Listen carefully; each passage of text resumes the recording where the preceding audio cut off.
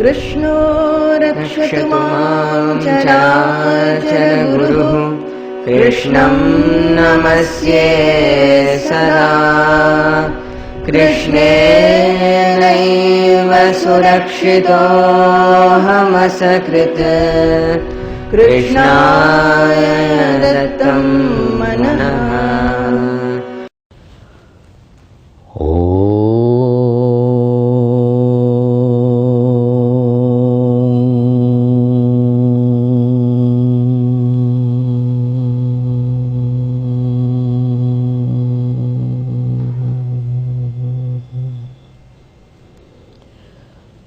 नमो नमस्ते गुरवे महात्मने विमुक्तसंगाय सदुत्तमाय नित्याद्वयानन्दरसस्वरूपिणे भूम्ने सदा पारदयाम्बुधाम्ने।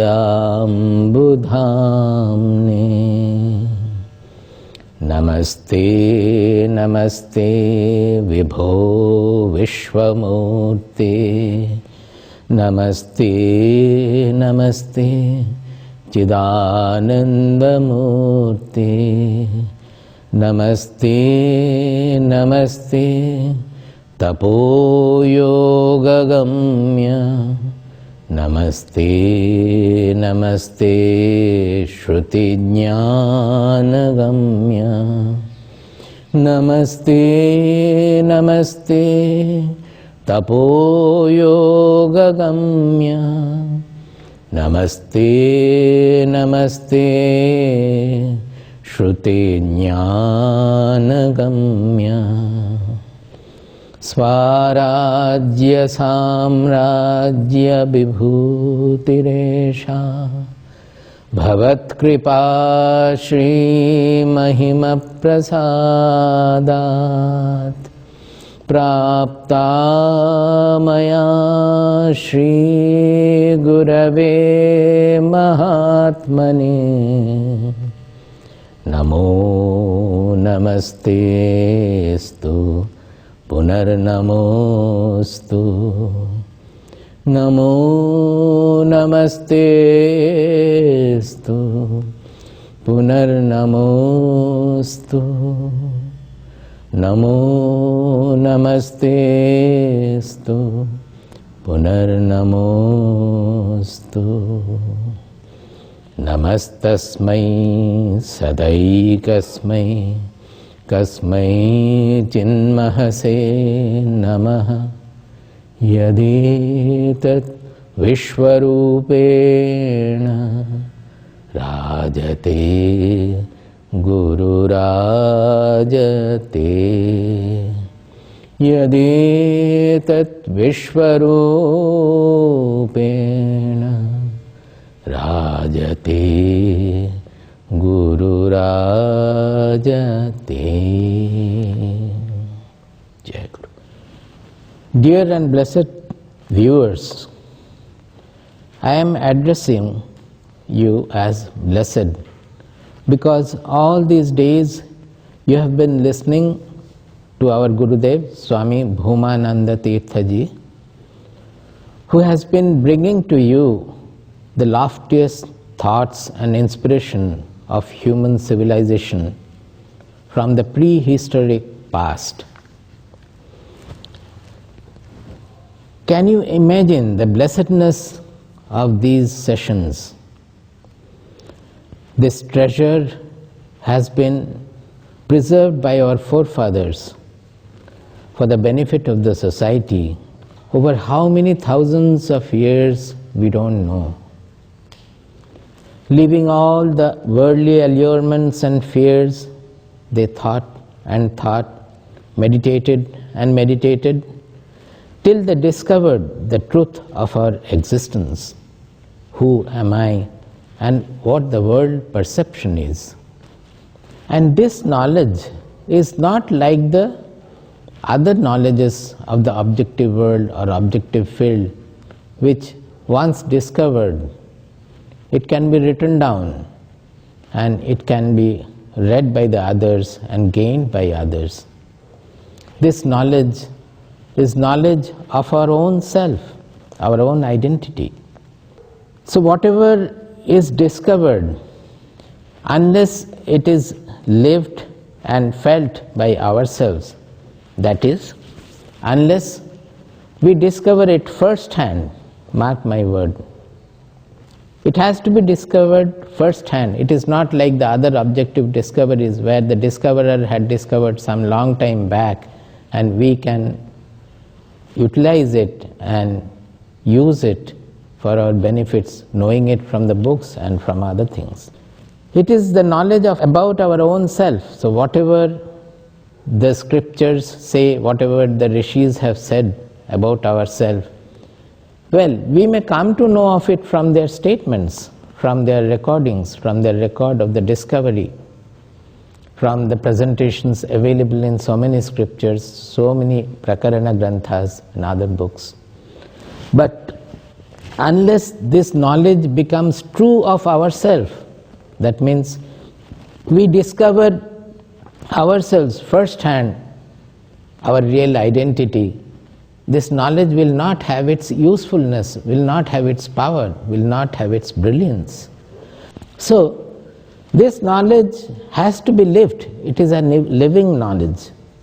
It is like fire. That is why we often refer to it as Jnana Agni, Jnana Agni, the fire of knowledge. Why? Because suppose I give you a picture of a fire. Can you cook your food with that fire? Can you do anything? Can you get the warmth from the fire? It has no use other than seeing how it looks like. Exactly is this knowledge. When we know it by listening from somebody or reading the books, it is just the bookish knowledge about the soul, about Brahman, about the truth we get. But all these are about our own identity. So unless this knowledge is lived and it becomes realized, we use the word realize when it becomes a first-hand discovery, when it becomes our own, then only it burns like fire. It will have the heat and brilliance of the fire. It can be used, it will burn down all our delusions, it will burn off all our bondages that we suffer from. It will light our life, our mind, our intelligence with the real brilliance of truth, what we are and what the world is. So, this knowledge has to be lived like fire, it has to be a living knowledge.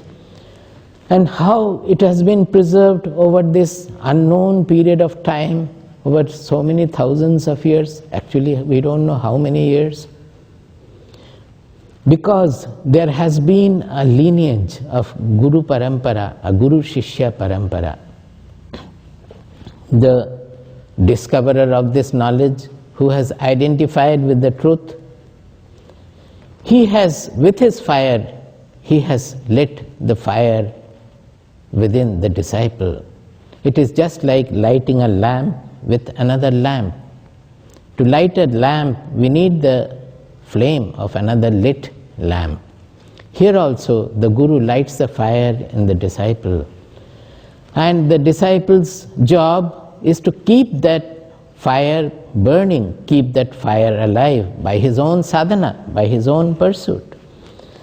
And not only keep it burning, but pursue the sadhana in the manner that fire burns more and more with a stable flame, with a smokeless flame, with a pure flame, radiating more and more its brilliance all around. That is how the Shishya, when he realizes when the fire is burning with its full brilliance, he can light the fire in the next generation's lamps. That is how the Guru lights the lamp in the disciple. The disciple, in his turn, he lights the lamp in the next generation. Then the next generation of disciples get lit by the previous generation. That is how this knowledge has flown down from unknown time.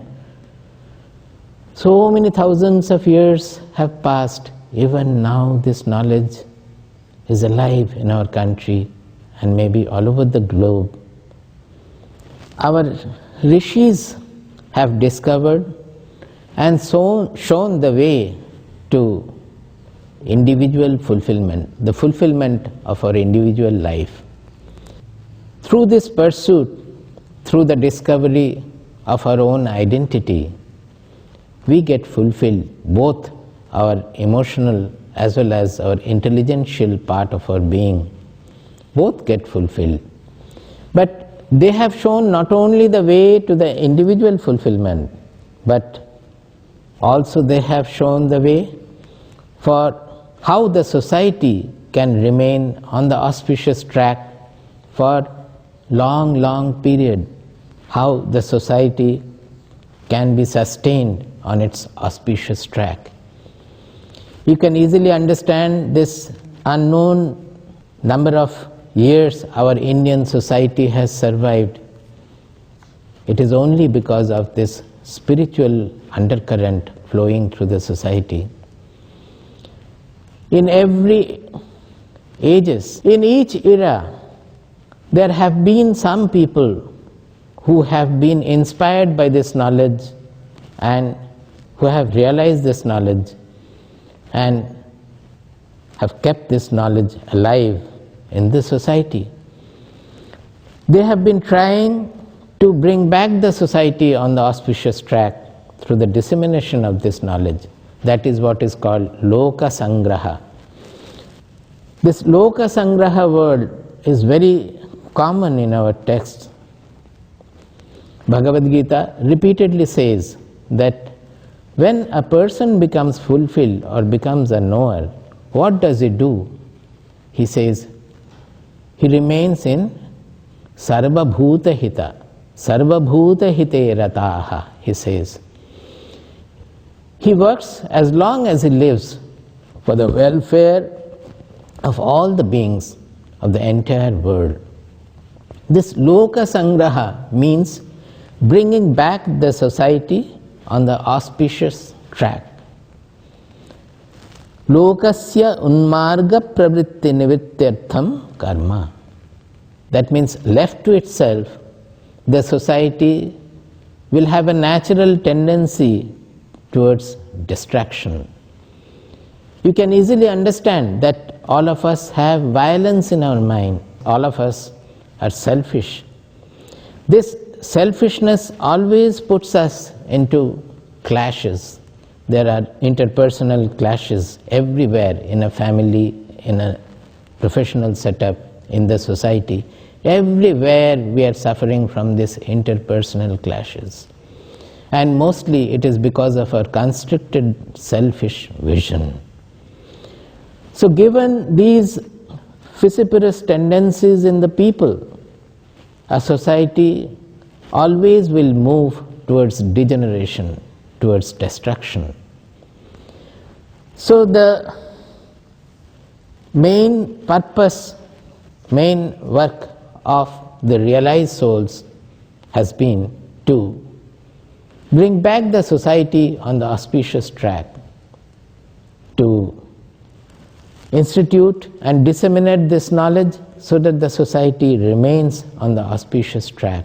And that is how a society becomes long-living. It is sustained from era to era over a long period of time. You can easily understand that many of the flourishing societies, civilizations over the world, they have simply vanished, they have got destroyed because of this interpersonal clashes, because of the constrictions and selfishness of human mind. So this knowledge is not only for individual development, growth and fulfillment, it is also for the society. And our rishis have shown a clear structure of the society, clear guidelines how the society can be preserved on the auspicious track. In modern terminology, we can say that there are two kinds of forces. One is called centrifugal force. That means which always takes us away from the center, which throws us away from the center. And the other is centripetal force, which is always bringing us back towards the center. Everywhere these forces are active. In our life, right from birth, we are always looking outside. Our sense organs are looking outside. Our mind, following the senses, are always going outward. So there is always a centrifugal force working on our mind, pulling us towards the outside, towards the external objective world. We are always pulled and pushed by the attractions and repulsions of the world. Both take us away from our central truth, from our core identity. From the core identity, by the external world, by the allurements, by the repulsions and attractions, by the fear, we are always taken away from our core identity, from our real identity, from our soul. That is the centrifugal force working in our life. To counter that centrifugal force, we have to apply the centripetal force to remain seated, to remain self-seated, as we say, to remain anchored to our real identity, to our core identity. The whole purpose of spirituality is to generate this centripetal force, so that while we get lost in the external activities, interactions, awareness of this real identity will always keep us connected to our central core, our real identity. Remaining anchored to the core, we can do anything, we can perform anything in the world, but when we lose the anchor and get lost in the outer world, then we are lost. So the spirituality, the purpose of spirituality is to generate this centripetal force.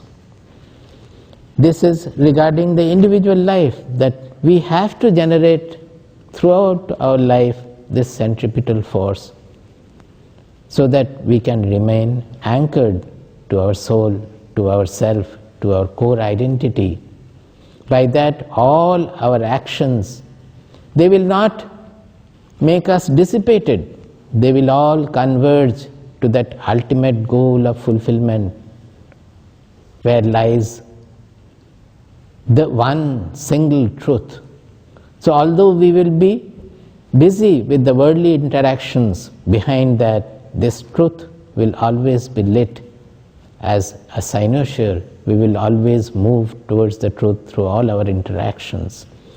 So spirituality is to keep us anchored to our core identity. When we are active, we are interactive in this world of variety. It keeps us anchored to the single soul, the identity, to the singularity, in spite of remaining engaged in the plurality of the world. It is not just that. As a society also, we are having this centripetal force and centrifugal force. And we must remember that this centrifugal, with the modern development, growth of the industry, growth of material growth, economic growth, as the variety of comfort, variety of material gains, they are increasing and increasing every day. Our mind also is going outward and getting dissipated by the attractions and repulsions of the world.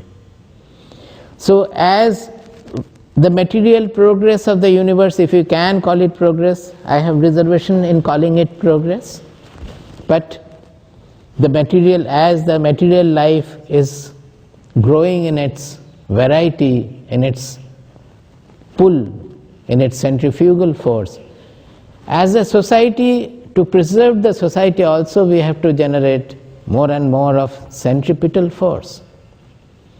So first, as an individual, we have to generate this centripetal force to keep us anchored to our real identity.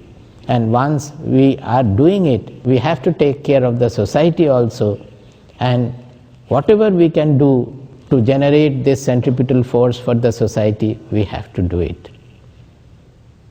What we are doing, or the ashrams are doing, it is only to generate the centripetal force in the society.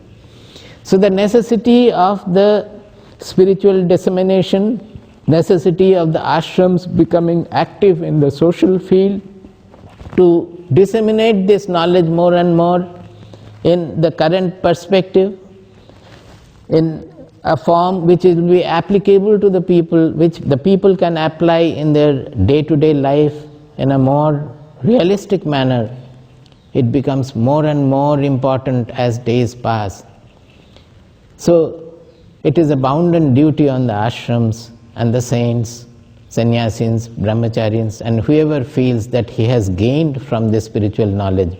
They might be in the society working in the various professional field or household, but if they feel that I have been benefited by this spiritual knowledge, it is a bounden duty on them to do something for the dissemination of the knowledge to keep the society on the righteous track. Why do I say so? Well, how did I give? If I have been benefited by this spirituality, how I have been benefited? Because this knowledge has been preserved in the society for thousands of years. So we should be grateful to our forefathers who have preserved this treasure in its pristine form, which is benefiting the people even now. And if I have derived any benefit from this knowledge, is not gratefulness demands that I should do something for the preservation of the knowledge, to help the society, to help others also to be benefited by this knowledge. Our Pujya Swamiji has been generating this centripetal force in the society over the last 50 years. And he has been speaking from so many platforms in so many countries, giving people the touch of this knowledge, helping them with this knowledge. We hear a common statement from people, those who listen to the lectures or participate in some other program, devotional program of yajna, puja or bhajans. They say that when we are here listening to the talk or listening to the programs, our mind is transported to a higher level, to a lofty level. We become so inspired, we feel so purified, we feel so rarefied, we feel like air. But as soon as we come out of the hall, as soon as we come out in the society, in our professional field or household field, or even just out of the hall, that effect does not remain with us. We lose, and again we get lost in the interactions of the society. We lose the elevated level which we can feel while listening. We have to understand that there are two things in receiving, in this communication.